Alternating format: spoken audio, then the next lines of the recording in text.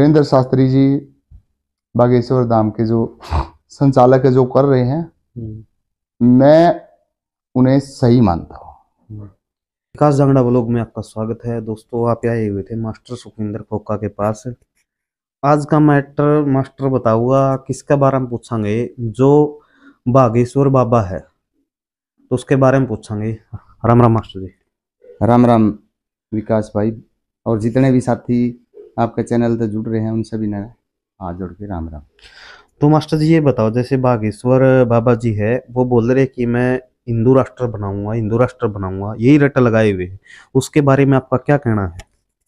देखो, हिंदू राष्ट्र पहले ही घोषित हो जाना चाहिए था। और बहुत सारे लोगों ने जो कॉन्स्टिट्यूशन की मतलब दुहाई दे हैं कि इसमें धर्मनिरपेक्ष है ये, यानी कि भारत देश धर्मनिरपेक्ष देश है।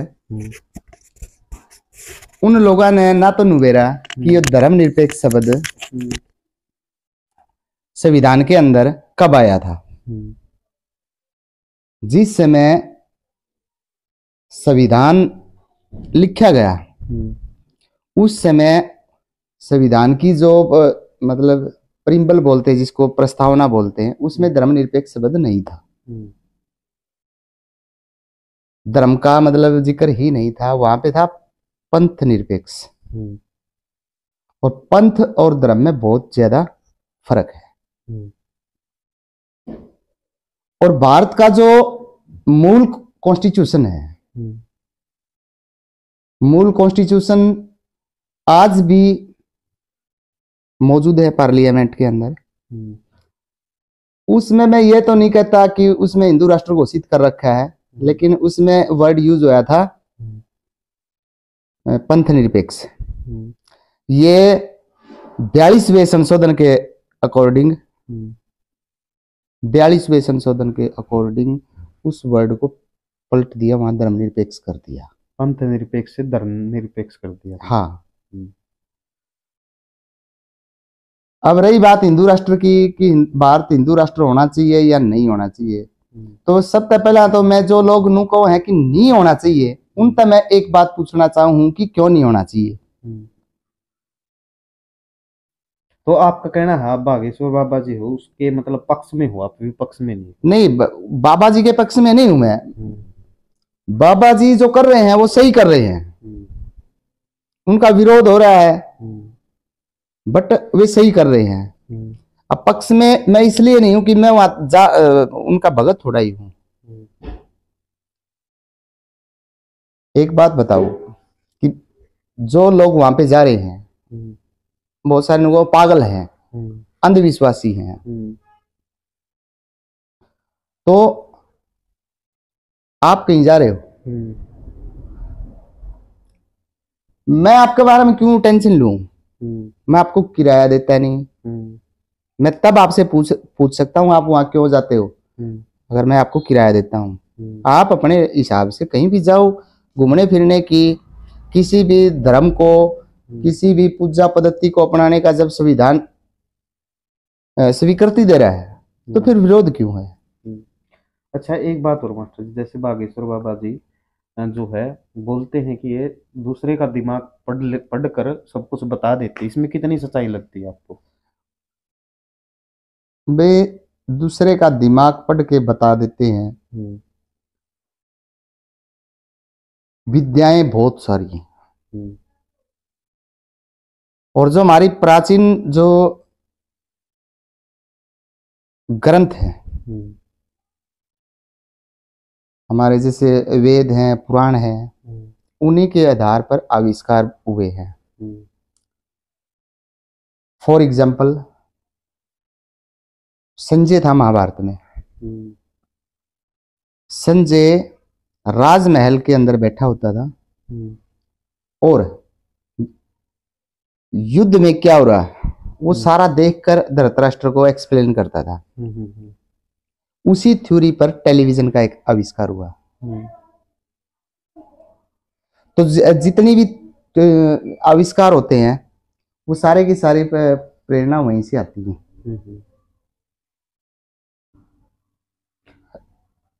रही बात विकास, मुझे गर्व है कि जो बागेश्वर धाम में धीरेन्द्र शास्त्री जी बजरंगबली का ही कहते हैं कि बजरंगबली करते हैं जो भी करते हैं। मैं मेरा अगर बचपन का एग्जाम्पल आपको दूं, मेरा नहीं, बहुत सारे बच्चे होते थे। कई बार क्या होता था, जैसे कि कोई ज्यादा भारी चीज है वो नहीं उठती थी, फिर उनको कहते जय बजरंगबली की, और वो पता नहीं वो ताकत कहाँ से आती थी, वो उठ जाती। क्योंकि ताकत है कॉन्फिडेंस में, विश्वास में। अगर हम किसी चीज में विश्वास करते हैं तो वहां से ताकत मिलेगी। वहां बजरंगबली को कौन नहीं मानता? जो जितने भी साथी हिंदू धर्म को मानते हैं, रामायण को मानते हैं, रामायण का सबसे मुख्य पात्र कौन था? हनुमान है। और हनुमान सबसे मुख्य पात्र क्यों है? क्योंकि उन्होंने अपने प्रभु के प्रति इतनी भक्ति दिखाई। सीता माता थी श्रीलंका में, रावण के कब्जे में थी, वहां जाना, समुद्र लांघना, सारे के सारे काम किसने करे? हनुमान।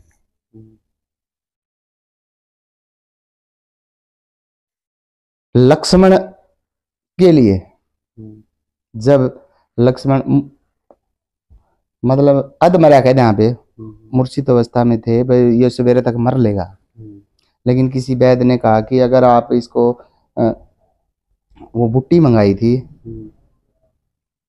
तो बुट्टी पहाड़े पहाड़ ले आया था ऐसे करके रात रात में।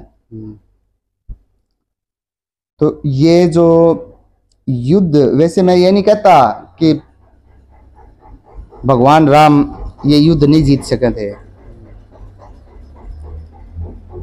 लेकिन वो एक भगत की जो परीक्षा थी उसमें हनुमान जी खरे उतरे।